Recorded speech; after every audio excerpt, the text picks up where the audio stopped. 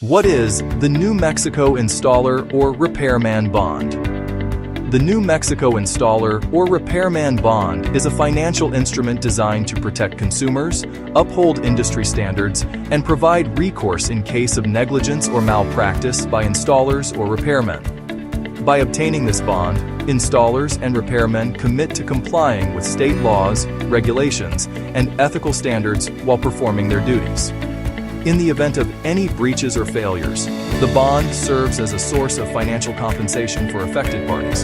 To know more about surety bonds, please visit access-surety.com.